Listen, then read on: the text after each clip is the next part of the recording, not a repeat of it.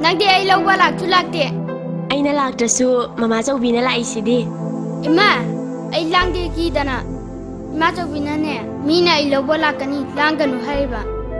Duna ay langde. Good. Aduni dana. Icha sidi lang mo pate ko. Ma chaubi ay chat lage. Lala. Chalo. Chalo ko. Hoi ba chau chat lage. Ba chau da bye tawra mo. Ba chau bye. La, chasla.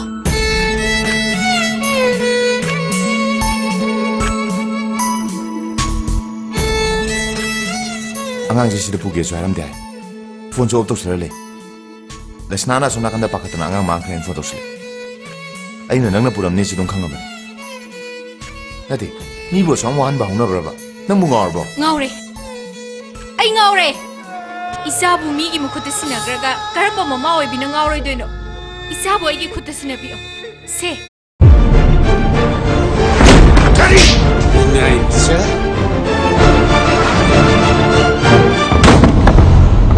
Nang tei se khaino. Kaigina noina ibu yum sida su yam lehening disibo. Mahak tu di kanano. Jiri laima.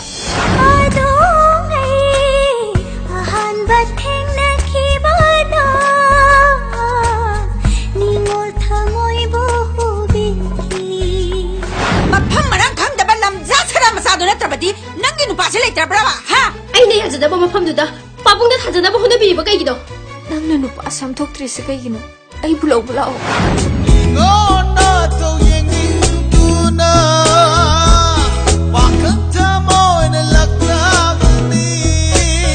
Sao bu sao ninge na hekta sao ba ya braba. Lai beno maizing nu mise sida ai thabak sangi. Sida ai sao ge ba ya braba.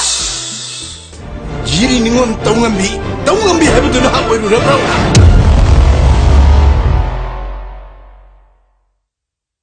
Sinabiyo. Lainari ba mari sinang sukar khalo habni thoi. Lesnana masa se suknung sina toisi. Nang kem da khangdra. Ai di isabu nu sida bro. Ha? Ai di isabu nu sira moena khan braba. Ai bu nu si khangda ba mi ra ba.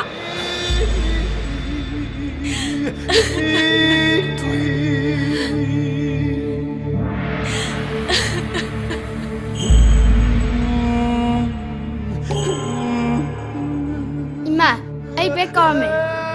Ay lau tho ro hamamu.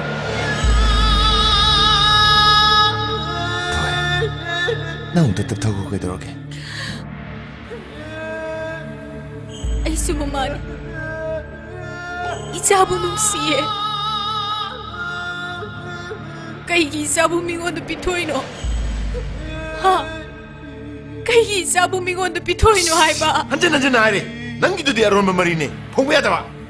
Mamam sagi mari bu kari ge romano. Lesnai ma sa sigrabane. Nu si thoi ba ai gi aseng baisa. Nang na lon pithoki ba. Masida kai gi lo toino. Mamam sagi mari bu kai gi lo toino hai ba. Kai gi lo toino hai ba. Thoi.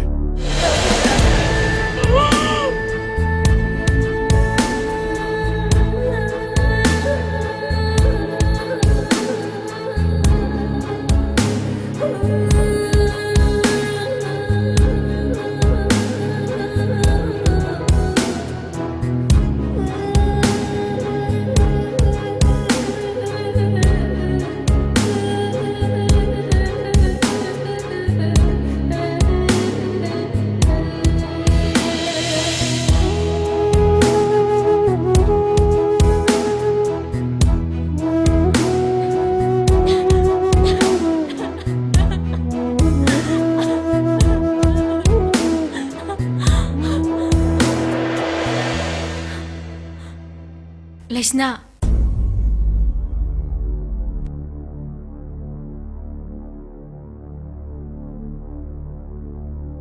Asukui bese. Mama mo ibigi thaudang pumnamak. Nang na phangduna angang siyok lagli. Adubu ay shumamani. Isabu inakta thamningi. Ay gisado. Ngasidi Mama aingonda muk sinabiyo. Iche, adu haibigano. Icha yaudana ay hingba nga mo eh. ꯑꯩꯗꯤ ꯍꯤꯡꯕ ꯉꯝꯅꯤ ꯈꯟꯕ꯭ꯔꯣ? ꯅꯪꯗꯤ ꯌꯣꯛꯆꯕꯤꯅꯤ. ꯌꯣꯛꯆꯕꯤ ꯅꯪꯅ ꯑꯗꯨ ꯌꯧꯅ ꯅꯨꯡꯁꯤꯔꯒ ꯊꯧꯕꯨꯝ ꯇꯔꯥ ꯅꯥꯎꯄꯨꯔꯤꯕꯤ ꯃꯃꯥ ꯑꯩꯗꯤ ꯅꯨꯡꯁꯤꯔꯝꯃꯣꯏ, ꯋꯥꯔꯝꯃꯣꯏꯅ ꯈꯟꯕ꯭ꯔꯣ? ꯏꯆꯦ, ꯏꯄꯨꯔꯣꯏꯕꯁꯨ ꯂꯩꯇ꯭ꯔꯦ, ꯑꯉꯥꯡꯁꯤꯁꯨ ꯂꯩꯇ꯭ꯔꯕꯗꯤ ꯑꯩ ꯍꯤꯡꯕꯒꯤ ꯀꯥꯟꯅꯗ꯭ꯔꯦ. ꯏꯆꯥ ꯊꯣꯏꯕꯕꯨ ꯄꯨꯒꯗꯕ ꯑꯣꯏꯔꯗꯤ ꯅꯅꯥꯎꯕꯨ ꯍꯥꯟꯅ ꯍꯥꯜꯂꯝꯃꯣ, ꯑꯩꯕꯨ ꯍꯥꯟꯅ ꯍꯥꯜꯂꯝꯃꯣ. Inaw, nang nanagi awaba tukha, awaba ni nakhali kayino. Asuk ko'y base nang di, nasalay tabagi awaba do, kanga na lakpani. Ay gihek puksa ba isana, nang ginatala sana zaba, ima ko do, ay sukalay. Ay sumama mo ay papame. Isa bu itado ko ninge. 이제 이제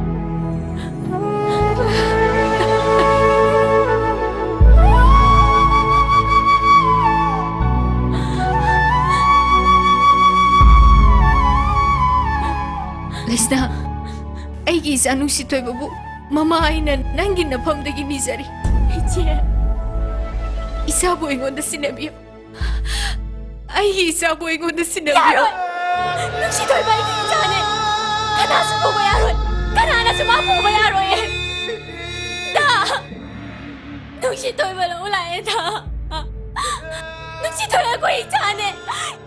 이제는 늑시 돌로 올라에 망원데 신나봐야 로에 그러게 보기 너무 타이로 늑시 돌 보기 봐야 로에 레스나 그러게 늑시 돌 보기 너 늑시 돌 보기 너 늑시 돌 이자네 늑시 돌 바이 이자네 이마 이자 보기 너 이마 하나 술락디에 레스나 세 카리노 이슈디네 삭상드 사라와 로리에 세 응답답 타우세 낭아 먹다 와칸도 칸타우세 낭 나타나타바 와칸냠 칼레다 이슈디네 삭상드 삭자 호리에 이마 아야 와 이마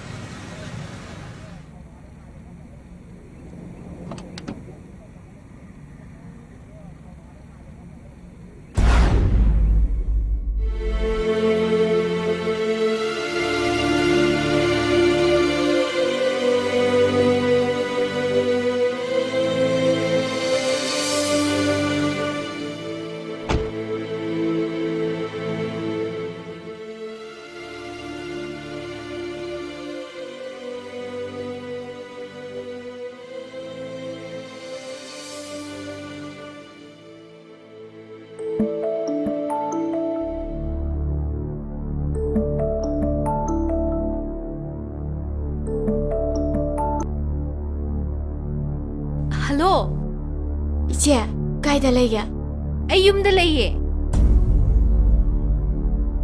이제 ꯑꯩ ꯉꯁꯤ ꯊꯕꯛ ꯈꯔ ꯂꯩꯔꯦ. ꯁ꯭ꯀꯨꯜꯗꯒꯤ ꯑꯉꯥꯡꯗꯣ ꯑꯝꯇ ꯂꯧꯕꯤꯔꯨꯒꯦꯔꯥ? Ha? Lauruge. Ay hausimang lauruge. Yani. Nang sa kadabdo dum salo ko.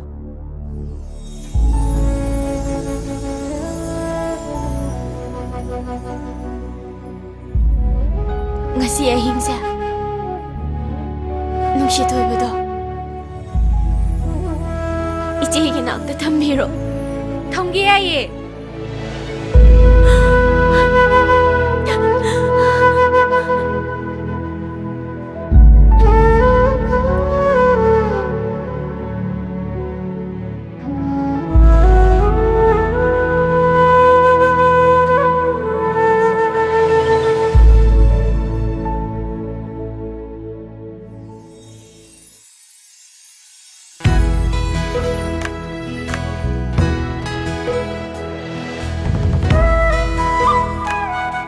Thôi Baca, Hao Ngasi sumo Nang khalido onareba. Isa thoise aina lona porok panate. Lesna do thaba ama sa thoe. Ngasi di angang do school dagi lobiro. Aduga ahingsu akhoi da thamo hare. Ha! Asing biro ay sibo. Ngasidi isaga saksu sagani tumju tumgani mapadi yawgadra khangde. Kaino isu yaudoi ni kaino. Ado nusideba ngasidi kai chani nga chagadra? Kai chadoi ba dudia. Pachau lergi ko. Lermo.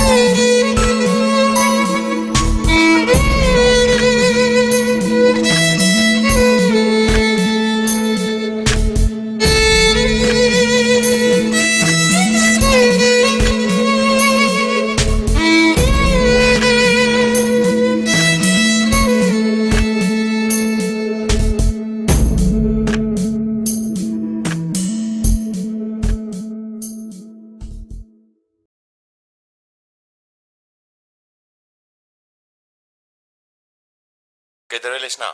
Ite, dukandara yumdara. Dukandani. Nanaw nupagi pangpam tokpa insurance ki matangda call ama lakpa. Pony farm da thengna se hai. Kariginege? Ay maramdadi phajana khangdre. Ite ngahakta lakpigera. Oh, pare laki.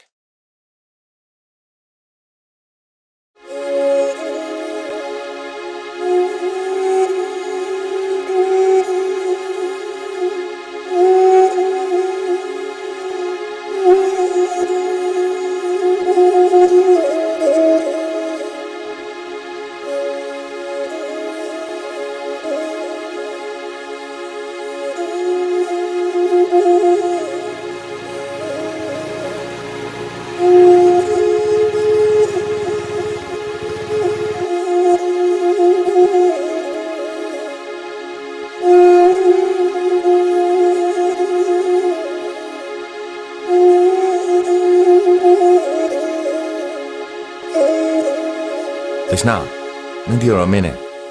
Kada? Company ki missing di. Ayum da saga da wari dubu. Makoi na sida korsibo. Nang munu pinenu si tribizalo. Ha? Kaino? Company ki mibu kaino ba?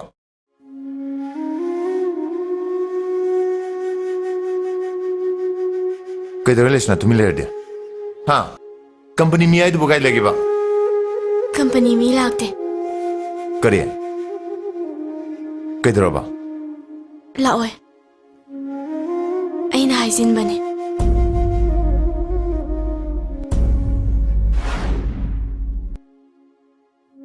Ay itay dawa ama haining bana. Mapam sida kau bane. Ayum da habi aba wadubu. Nang na chipu mapam sida ibu kau sidi. Nang na iningi dubu kaini. Ay na haijaga dauri ba wasya. Yagani hai na hana wasak piyo. Wasak pa? Haga dabu wadu bu kaina. Hai ba ngamoy. Nabuk chel du da amak pom mayar ga lakpan ni ne. Aingon da naning tam na wangang mga moy. Ite. Ay sinatay ni hai ba phau di khangi dana. Nati. Natay mabula mangda karoga nang na hagi khali bu wadu bu karino ba. Ay khangi. Lamkel lamay ga horok pa na punsido. Hauji sunaning tamni. Nabuk chel war pangamde. Ite. Hey. Nang wa makata. Ay ginaw ngan ba daw. Hauji su ingli en khali bani. Na. Ichinaw gi mari thuga gen khangna. Nang ni umpani nga gane atopa sagai de pangkyani. Nang ne ngon khali wakhan du diara. Nang ni umpang ki matam da su angang puki beara. Nungsi thoy base ai gi naw gi masani. Ichane. Ite. Nungsi thoy ba. Ite gi ichana te aina. Amuk ta wasak piramo. Nungsi thoy ba. Ite gi ichani. Ai gi ichadi. Sikre hai ba. Ai su khangni ite.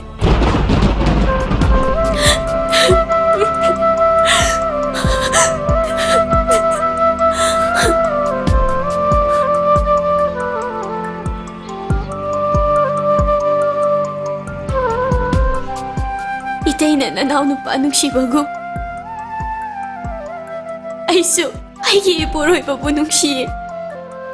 Imang ani suningde. Itay na karigumbada. Ichatoy ba siya? Itay ichane na fongdok pirabadi. Yumduda, ay ginaabada kay sulaytre. Ima pabong nasu, ay bumiray pirani. Kalagpa kaya gimiti ang suhelag kani. Ite bu karating sinbiyo. Nung sito iba po. Ichigi ichane ayan bigo no. Hanggang mapuksi magidi. Itegi ichanong sito iba siya. Ay ichaw isa ragi ite.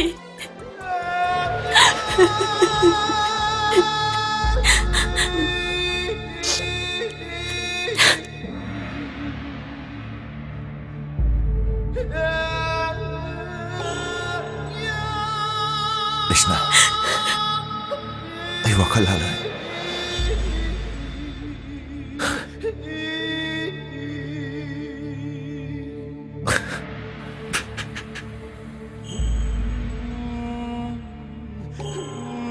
Pare,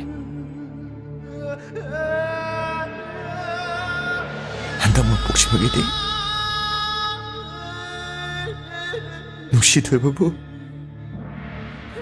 이전에 할 그러로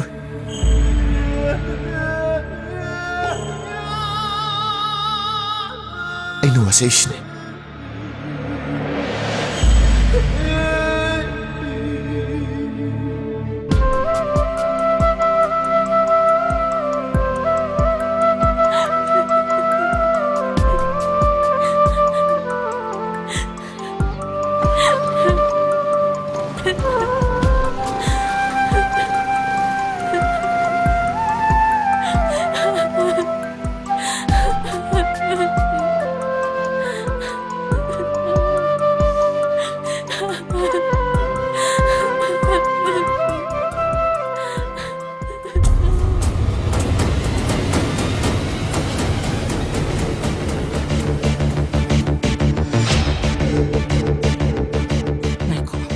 Kadaay sa pada kay daw bada ure ino. Ine na lamphendo imanabam una zapadu urakpani.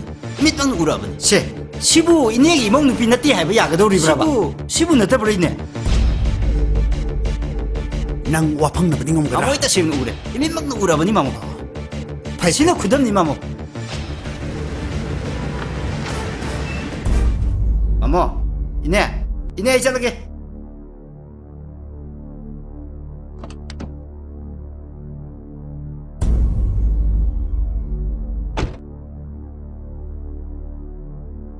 Michael, nang kaday sa lui.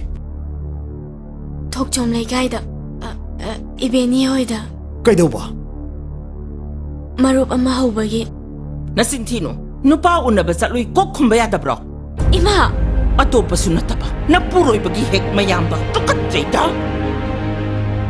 Bema, ay di yam na sam na hing sa papunsi. Ado bo, ay bo apang masido na.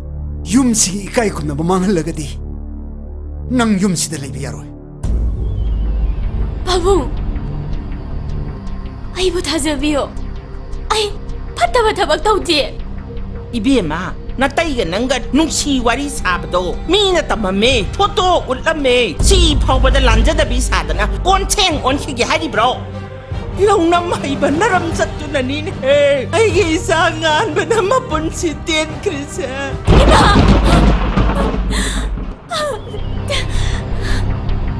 Ay isu na kaday da. Nang napuraw gi manakta lay kibada. Isu du pu kiba yana bagida magta. Mangjaw na natay dog na tamkarba natra. Babong! Ay, nang na yung paning ba do? Natay da pan gira. Kana da pan gege. Paning mamapam da pan ko. Ado bo, nang na isu tuhoy ba di kakpo ba yan? Ay, pontaw. Hawjik mag angang do pura oy na pontaw o. Isu do, ato di ay ko'y giine mang mayaroy pontaw. Nang pontaw yadre. Pontaw na.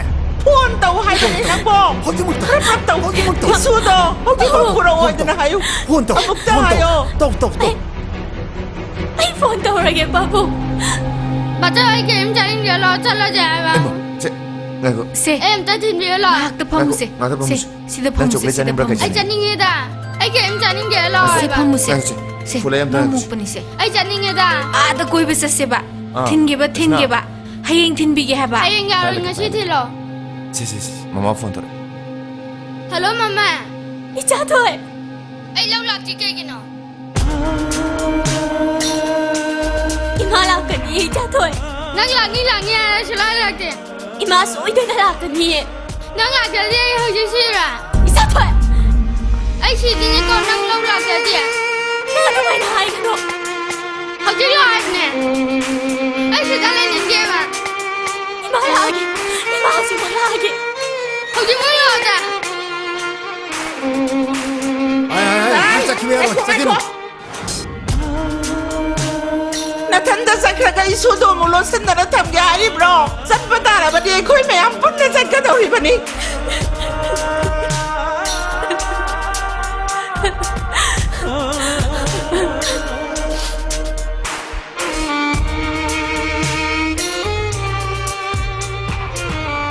대박. 눈치 대박. 자, 토해. ngang lịch tin đi. kadam che khazano 눈치 대박. nungsi thoi ba nungsi thoi bao 눈치 대박. 눈치 대박. 자, 대박. 토해. ngang lịch bên này. 바보, 나사 그럼 저리. AP 다음 달로 톡쇼게. 야래. 아이 팜바 라프네. 앙앙 로브 라프네. 바보, 안강도. piraroi si natro mama laura bani na masa su piroi siro 마, 그이 누이만 딱 비리도 보. 아이 고이디. 레이 키데바 나나오드노 까나노. 낭나 까나노. 케나바 탐다나 이사금 칸마니. 아두보 낭디. 아이 고이부 미토금 칼레. 나나오노 피바바 세라나바 미야나 칸망아미. 바보. 뭐로? 에이, 이제는 줄래름이. babu 이는 다리 못 빠우스 거이나. 마마. 에이, 육학자 금시행바. 어디엔 보이고 있는 허락분 너뿐 시어도 이 시엔진의 징칼 삐르건낭 원진 눈을 짜게 갈리. 마마. 아이 뭐가 심해하면 또 비리시. 이 그림도 강망감들이 마마. nang nai khoi si bo pang mani na khaliro nang nang asi na naw nu pi si lam hang tum hang da puraga wari chi thana ba do ai khoi si thengna de u hau de da na khangoi uroi hai da na si li ro 이마. 마두기대목도 얼거디. 그이 볼라는 간비가노. 아쿠이는 사키 보와리두디. 있지 않은 시켜보기. 거리. 이슈기 말음다 거리 와리. 마푸보 아이 레이링이다. 이슈기 마닝 통은 방금 로이다 거리 레이라더나. 너희는 거리 와리 샤리바. 하. 너희는 거리 샤리로. kari wari acham mano saruri bo hai ro da na oi roi da ba samjin sajin ba wa hai pu pang su da na yoglak pagi hauna bi hik tawida 셴, 팟다바 무사 볼로 보기 마히디. 에이나 아두모 펑저바 따마니. 이시에는 삐닝 무세라토 나바이 에이 아래. 에이 러우라기. 아두부 람켓 피에세 마기 마닝 통제나바. 짜나비부 투가라가 마기 마뿌로 이버기 마야마 마타이에 시다이시다. 에이나 혹시막 까이냐 갓가리.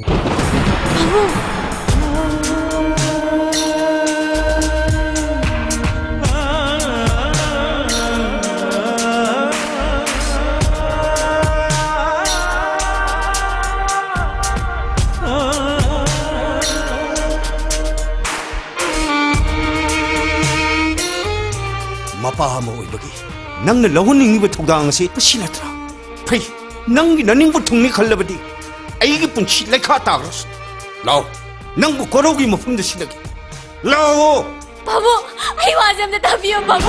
라오 하이브니 Ai wasam na tabiyo babu.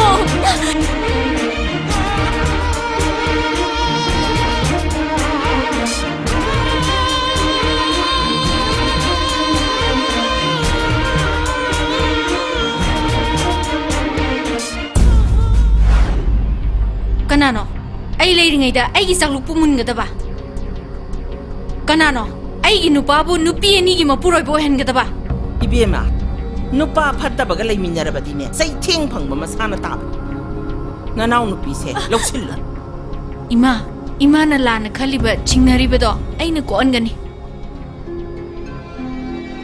wari do taraga leisna bu hana gum nungsibi da wasaga mangang na bu honabada tabada hangoi ni ngai werba thogdoksibu sumyeng duna leigadro ibema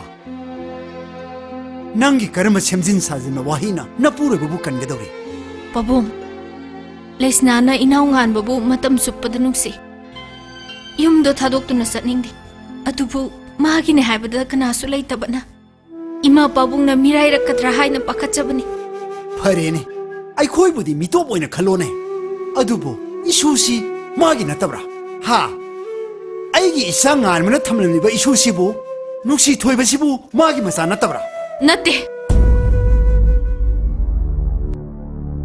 nungsi thoiba leisna gi masan pa nate leisna gi masa di secret iche nungsi thoiba di aigi aseng bai chane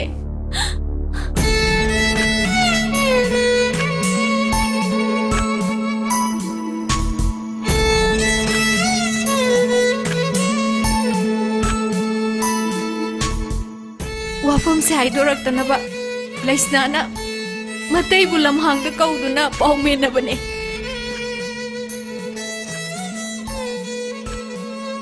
leisna nang ise bu warogun ko ichi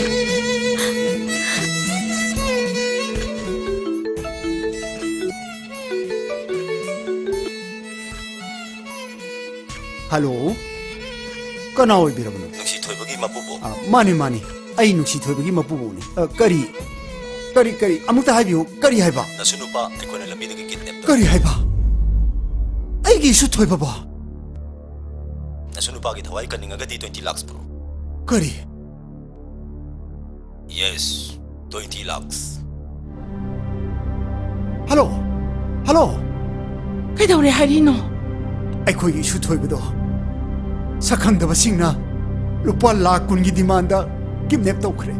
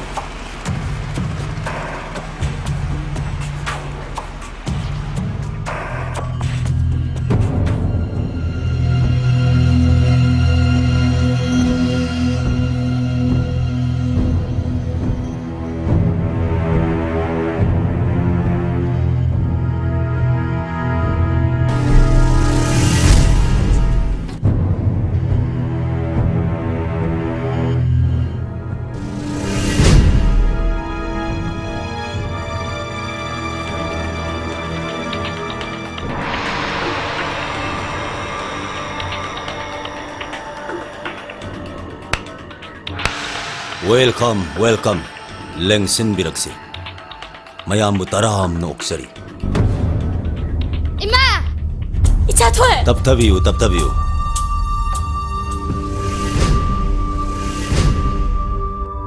ai khoi gi sa ngan mana thamam bai cha di ai gi chui cha ni kaino madam ai bu ningsing bidrabra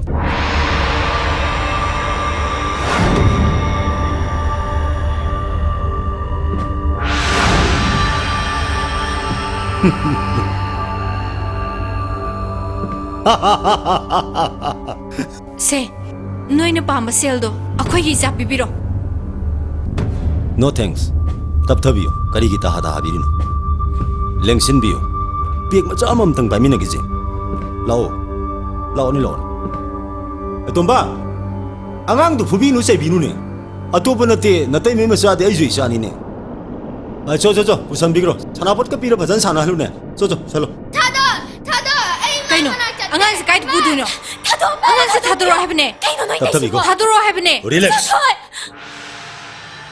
이제 예닝 타기 세이 응앙다버 꾸이레 나시디 세이 사케세 뭉시바 와리 사게세 까이노 아이기나 들락 도트네 락보니 까리기 다하다하 한도이노 슬라오니 상오니세 슬라오로 라오 Dashna ini masya kari gedo mun yingino chumi sar ngan bado aina loisan gibani nangu hodai ne warobino maral gini akoya somle istia nang kari warino se biek simtang thak long paisal se payune paisal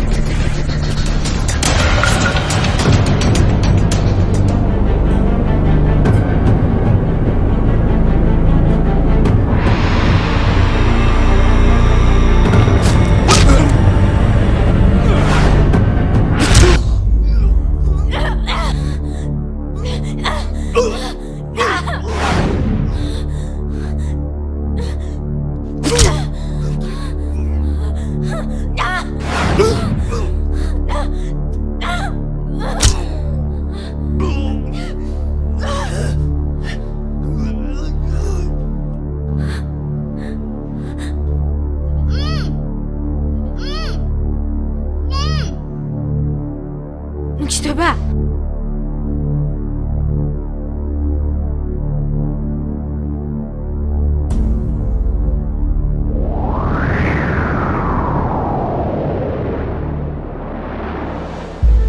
ꯆꯠꯂꯤꯕ ꯃꯇꯝꯒꯤ ꯈꯣꯡꯆꯠꯅ ꯃꯄꯨꯡ ꯐꯥꯍꯜꯂꯦꯅꯦ ꯅꯪ ꯑꯩꯒꯤ ꯅꯨꯡꯁꯤꯕꯤ